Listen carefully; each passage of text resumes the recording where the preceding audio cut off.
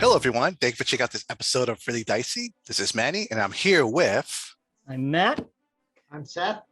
And today we're talking about cursed items, cursed magical items. Yep, cursed magical items. They were a thing in old D&D. Are they a thing in 5th edition, Manny? Not predominantly, but I'm pretty sure they exist. Yeah, they might still be in the Dungeon Master's Guide or something, but so yeah. I always thought cursed items were kind of weird and really even a little random and cruel, because they're firstly they're really deceptive, right? Like they can't be identified with an identity spell. You can't do any research to find out it's cursed. And if you do, it actually looks like it's a beneficial item. So these items will pretend to be other items. Yeah. And then only when you use them, do they turn out to be cursed. Like, for instance, there's in the 1st edition DMG, there's a it's just called a sword -2. That's all it is. And every time you look at it, it'll look like a sword +2. If you take it to a sage or identify it or something, if you practice with it, it works really well. But somehow the item knows when you need it. So when you actually are in earnest combat with something that's trying to kill you, then it's a -2, like -2 to hit, -2 to damage. And the funny thing is, in the description, it says that this isn't apparent to the character, which is kind of weird because the player is going to figure out really quick, because he's going to look at the dice. And like, if everybody around him is hitting the monster on a 13 and he's not, he's going to say, well, what's going on here? And players usually roll for their own damage. So, well, I guess what happens is you behind the screen, they say, I did 5 points of damage, and you write down a 3 instead. So it's sneaky. The magic items are really sneaky. And then, of course, once you do figure out they're a cursed item, you can't just get rid of them. yeah. Yeah, it takes let's see, it was a wish, a limited wish, an alter reality, which I got to admit is a spell I don't remember. And in one case, just one that I saw, it needed a high-level cleric to exorcise it. Oh, wow. Yeah. I think by 5th, you just need to remove curse spell. Oh, no. In 1st edition, remove curse doesn't do it for you. Although you would think it would. It's a curse. The only cursed item in the DMG that you could get rid of was the cursed armor and the cursed shields. But since they didn't reveal themselves as cursed until they failed to block a really serious blow, it was a little too late anyway. Too late, yeah. Right. So, the plate mail of vulnerability actually worsens your armor class. And then once you're hit, then you can get rid of it. Or you can get rid of it at any time, but you don't know it's cursed until, somebody puts a sword through it like butter. Or you're trying to take off the ring and it's just like not coming off. It's not coming off. Pulls your finger off. It makes me wonder if they'd have like a shield of missile deflection, and then the curse would be shield of missile attraction. That's exactly it. That item exists. That's exactly what it's called. Yeah, I think you're just remembering that way back in your memory. Yeah. But so, there were lots of different types of curses. Some of them, there were at least 2 items that forced your character into a berserker mode. I find it interesting that what was originally considered a curse is now a class. Yeah. And then, of course, you had the the bag of devouring, which looked like a bag of holding. Yes. So everything you put in just was gone. Well, not only that, it could bite you. Oh yeah. So so not only were there things that were just less effective, like they made you less effective. There were some that are real, player character wreckers, like gauntlets of fumbling, right? Decreased your armor class and made you just miss any roll, any dexterous roll, which is awful because they look like gauntlets of dexterity. So who's going to put that on? Your thief. Your thief puts them on, and now you can't thief. You just can't. I mean, you can do your sneaking, but you can't climb, you can't pick locks, you can't do any of the other stuff that you're a thief for. So I think there was another cursed boots, but every time you tried to sneak, it made noise. Noisy boots. Every time you tried to move silently, you're sneaking. There was another one I was going to mention earlier. It was a helmet that looked really nice, but as soon as you put it on, spikes would grow into your head. Yeah, I did that. Well, that must have been later than the first edition, but I do remember something like that. Yeah, that was pretty awful. So that's under the near inescapable deaths. So some of these items just flat out kill. The necklace of strangulation. Yep. Right, you put it on and it just strangles you, and you take 6 points of damage until you die, and it can only be removed with a wish, a limited wish, an alter reality. So not only do you have, I don't know, a finite number of rounds until you're dead, you need one of those high-level spells that happens to be memorized by somebody else, because obviously you can't cast a spell when you're being strangled. There was a robe like that. Yeah, one of my characters ran into a robe like that. Yep. So, I mean, then there were other ones that were just mocking as well as deadly. There was the horn of bubbles. It looked like there's a couple other horns that do some wonderful things, blasting and knocks things down and everything. Horn of bubbles. You blow the horn, and suddenly all these little soap bubbles come up, and they cluster around you, so that you're blind, and you can't really do anything. And then, and it only does that when you use it in a dangerous situation. So, I mean, that's just mean, And then there was the there's a Broom of Flying, right? Okay, you get a Broom of Flying, which is broom sort of thing, which is great. And then there's the Broom of Animated Attacks, which looks like a Broom of Flying. So, and it functions perfectly normal and everything, but whenever you give it one of the commands that you would give a Broom of Flying, it flies up in the air, does a loop, knocks you on your ass, and then comes back and starts beating you. I mean, some of these things were really just cartoonishly mean. There was you were talking about the horn of bubbles. There was sort of a wand like that. It looked like an attack wand, but then when you try to use it, just bubbles would come out instead of like a ray or anything.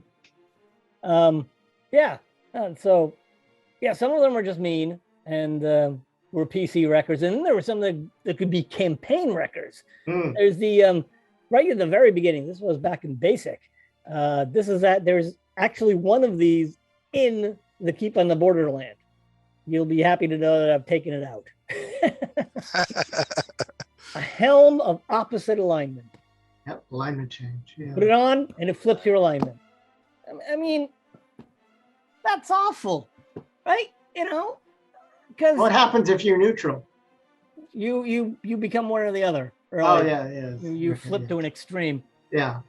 Which could be okay, but it could be just awful. I mean, if you switch to chaotic, evil in basic, all you have to do is kind of pretend it did something else or didn't do anything at all, volunteer for watch, and kill the rest of the party. That's the end of the campaign right there. Yep. And then, so that's kind of on the awful side. on the mocking side of campaign record, there's the ring of contrariness. You put the ring on, and you become just the jackass. Your character cannot agree with anyone. Tim Kask, who was one of the early members of TSR, a close personal friend of Gary. I think the first editor of Dragon Magazine, and had a lot to do with old D&D. His name is in the basic edition there. He has a YouTube channel, and where he tells old stories and he asks questions and everything. And just as a quick aside, if you have any interest in old D&D, or the history of TSR, or even just like to see an old guy talking about stuff he loves because he's really into gaming in general, you should really check him out. His YouTube channel is we'll put it in the description. It's the Curmudgeon in the dungeon. Oh, the Cellar. Yeah. Anyway, Tim Kask, he's great. But I actually asked Mr. Kask about this on his YouTube channel about cursed items, and he addressed it in his latest video. He said that the idea for the cursed items, he said, was based on a lot of stories that you find in Appendix N and in folklore. A lot of cursed items there. He said that Gary put them in because all that glitters is not gold, right? So sometimes something that appears to be good is bad. And that meshes with other things Gary has done. I said that I stopped using them because my players hated them so much because they seemed really random and cruel. And he said, Mr. Kask said that, yeah, if you use the charts and they just show up on the charts, and then they are random. But one theme he keeps coming back to on his channel is that DMs need to exert more control over their game. So he doesn't use a lot of random tables. He puts things in purposefully. So he said that, he suggested he said, I would never put in a cursed item randomly from a chart. I would always purposely put it in. There'd be a reason. There'd be a backstory. Yeah, there'd be a reason for that. I like that idea. I like if you can put them in, you can take away the randomness of it. And along the same lines, I'd like to give some sort of clue as to their true nature. I mentioned this way back in the potions video we did, where I said I would have the potion give some sort of clue to its effect. I would like to give some sort of indication that the item might be cursed. It might be something we watched about. So again, this is something I've changed from the keep, so I'm not giving anything away. But in part of the keep, there's an undead in a coffin. Expect him to find, and he's a big ghost or something over it. And if you if you defeat him or something, and then you open up his crypt, he's got a sword. And I thought, well, that's a good place for that sword to be cursed, right? Because it's an undead's coffin. If you're going to have a cursed item, that's a good place to have it. So maybe you shouldn't go messing with the... Maybe it was the sword that cursed him into undead. Yeah. So, yeah. So what do you guys think about cursed items? Manny? Or Seth? What do you think as a player? Beat you to it, Manny. Two things. I remember watching a speech by Michael Crawford, I think the last name was, the guy who created the old Bard's Tale computer game. And somebody asked him, why aren't there any cursed items in the game? He's like, well, when I was playing it, I always hated cursed items, so I didn't put them in because I hate them. So sure. And two, I've always liked the idea of sort of half and half. An item that has a beneficial effect that you could really use, but as soon as you use the beneficial effect, it has a downside. Sure. Okay. Yeah. So there's always that line. Okay, you can use it, but this will happen. Rather than just it always. Yeah. No, that makes sense. I like that. Mr. Kask mentioned intelligent swords. He said those are kind of a cursed item. And he's kind of right. I mean, unless you happen to get along really well with your sword.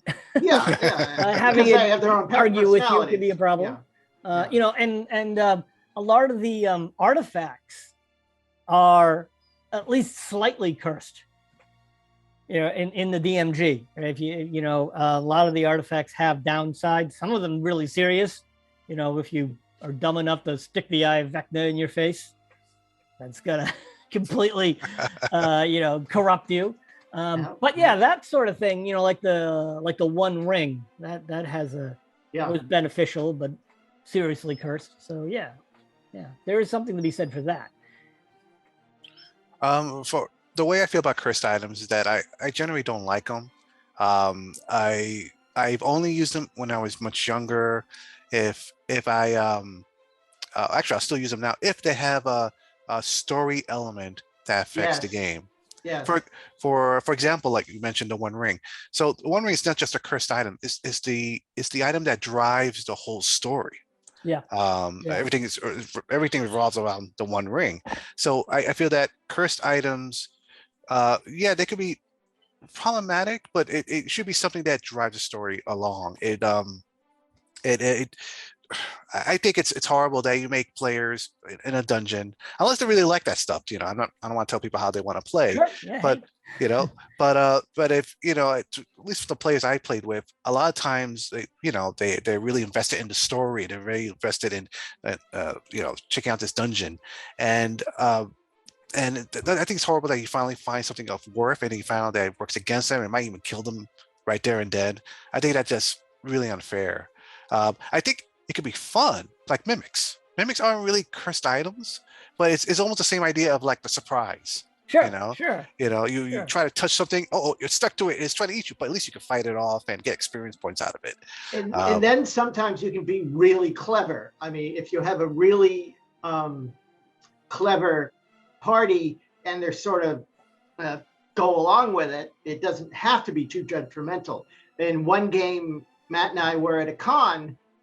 This isn't really a cursed item, but a spell went haywire and basically cursed us and shrunk us all down to this big. And we're all like, well, we should, do we try to get full size? Do we quit the adventure? And then some of us were like, no, let's continue that. So we did the whole adventure where all of us were about that big.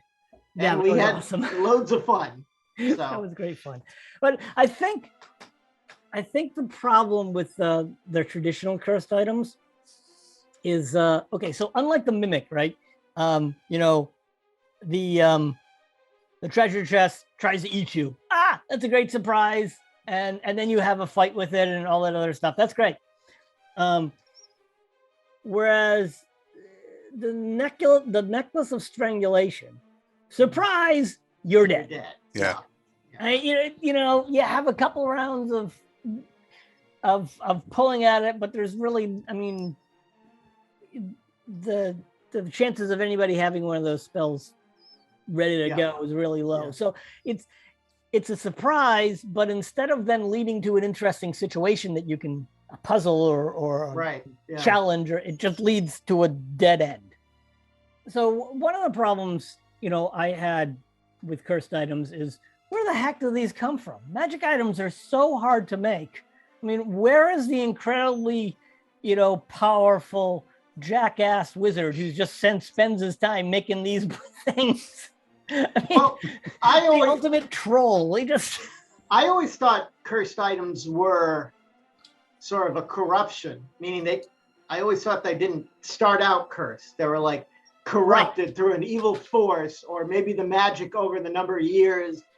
That's a great idea. So that's kind of what I was getting to. So what if the cursed item, first, as Manny said or suggested, maybe the item is under a curse, like it's the mummy's curse. If you remove it from the tomb, bang, the mummy's curse is on it, and now it's cursed. Like if you break into, a tomb, you're in the catacombs and you kill all the monsters everywhere, and you find your way to this saint's, tomb, and you bust it open, and there's their perfect preserved, their body, and they've got their sword and everything. Maybe if you loot that holy person's body, you deserve to be cursed. Maybe that the cleric's god will curse you. And while it was lying there, it was a perfectly fine magical sword. And when you heartlessly snatched it without even asking, So that brings me. So that's what I was thinking about earlier. What if cursed items were not cursed so much as haunted? Right. So you have a normal item, and then it's involved in some tragic or horrific deed, which twists it and curses. In the same way, you've got a house that's haunted by a ghost who, died tragically. You've got a dagger, and the jealous wife killed the loving husband with the dagger, and then killed herself in remorse. And now Gremlins. It's all the same thing, where cute, lovable thing, but when you break the rules. So the dagger absorbed that chaos, and now, that tragedy, and now it's cursed. I don't know, it weeps blood or something and gives you terrible nightmares every night, so that you can't get a restful night's sleep. And then what I like about this is it ties it into the background, and to get rid of it, you have to exorcise it in the same way that you would a ghost, like in your traditional ghost story. You have to figure out what the tragedy is, then you kind of symbolically have to solve it. Like you take the dagger and melt it down into rings, and you put them on the skeletons of the doomed lovers or something. Or somebody stole her mother's ruby ring from an orphan, and then somebody killed the thief to take the ruby ring, and then somebody stole it again, and it was stolen a couple of times, and all that theft and greed and the original tragedy has warped the ring and cursed it. So now that it inspires murderous coveting in anybody who sees it. So I like that. You can use that to drive the story forward. You can, like Manny was saying earlier, it's not just a random. And you could have a really simple way to get rid of the curse that nobody would think of. Just put it in a beggar's bowl. There you go. Yes, give away the ring. Freely give the ring. Just freely give it to somebody who doesn't have it. Yeah. So let's see. You just have to be more clever with them. The ones that are written in the books are really rather clever and imaginative, but kind of in the wrong way. So now you could have the necklace of strangulation, but it doesn't strangle you right away. It just maybe it looks really, really beautiful and makes whoever's wearing it really beautiful. But then over time, it starts rotting the flesh underneath, or, stuff like that. Maybe Manny said something about using it to enforce the morality. So imagine the necklace was, belonged to this really heartless, this heartless woman, kind of, that baroness who bathed in blood. I was just thinking about that. Yeah. Okay. So maybe that you wear the necklace and it gets smaller every time you do something evil or wicked. It just slowly constricts in on you. I don't know. And then you would, I think you just need to think about the items more. And tie them into the story more. Tie them into the story more, and give them another way of getting rid of them besides casting a bunch of high-level spells, because that's no fun. Yeah, nobody's gonna have that. Yeah. So. Yeah. And if you have it like a necklace strangulation, as soon as you put it on, you die. Well, you just turned it into a trap.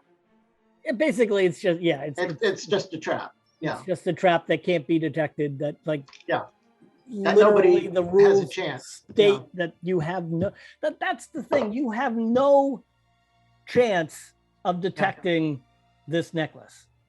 I mean, you none of your spells work.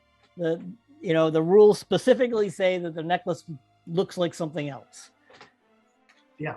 So there's no way to defend yourself against this necklace, except maybe like deciding you're never going to pick up another necklace.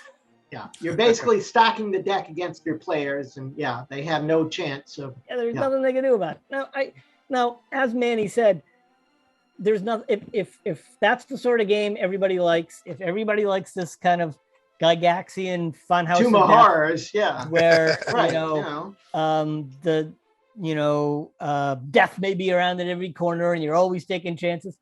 Yeah, maybe that's kind of realistic, and that can be a lot of fun. But like that, we played a game at a con like that. There was a whole stack of characters in the middle of the table, and then it was a given to see how many characters would die as soon as one died, you picked up another one, and then you get a stamp, and then Sure. Whoever had the most deaths or ever had the least deaths, stuff like that. Yeah. Oh, if you like that sort of thing, sure. But you might not. I remember I heard at Gen Con or Dragon Con, they'd have like a big, it was a huge dungeon. They'd have many different tables playing at the same time, and they'd all start at a different entrance of the dungeon, and it was a race to see who can make it the furthest without a TPK. Yeah. Oh. And of course, that one would have tons of cursed items too, but that was sort of the whole idea. Yeah. But just to stick them in a game where nobody's expecting it, it's like a big middle finger to the players. Yeah, sometimes, and actually, it's doubly cruel or triply cruel, quadruple. I can't forget. I'm losing track of how cruel it is. It's even more cruel because in the early games, treasure was experience. So if you passed up on that necklace, you may be passing up on going up a level. But if you pick up the necklace, you can be well, there you go. Yep. There are cursed items in 5th edition, but there's not a lot. It's there's only actually 2 paragraphs in the DMG for 5th edition about it. And I don't think there's much examples of it. I have to really check on that. The only thing I could think of in 5th edition that was interesting was that there in the Ravenloft book, there's a bag of holding that if you pick it up, there's a bagman inside there. So imagine you're putting stuff in, you're sleeping for the night, this horrible thing comes out of it and tries to take you inside. I think that was wonderful. I love that. That is great. But again, the curse leads to a challenge in an encounter in a situation, as opposed to the bag of devouring, which just takes your stuff. I could so see your hand. I could so see somebody on a watch that night and out of the corner of their eye. Wait, did a hand just come out of that bag?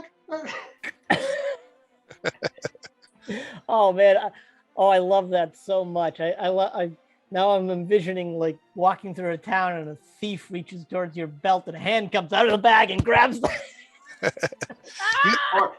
or the wizard's familiar walks a little bit too close to the back. Speaking of 1st edition stuff, I remember, and I have to double check, but I remember the Dragon Orb in Dragonlance was a thing that you could use it to control dragons, but you have to be careful that it didn't eventually control you. Yep. And yes, you had to have a very high level intelligence, and then you had to make a saving throw every time you used it.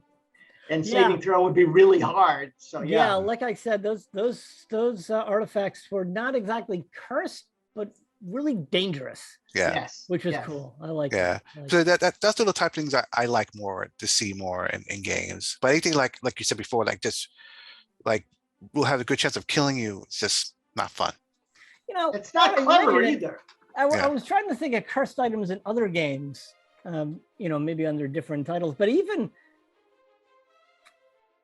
Call of Cthulhu doesn't do this. I mean, the cursed books are all clearly cursed. I can't remember a case of a Mythos tome that didn't look like a Mythos tome. I don't remember any of them pretending to be cookbooks or something that you open up and they suck your face off. You know,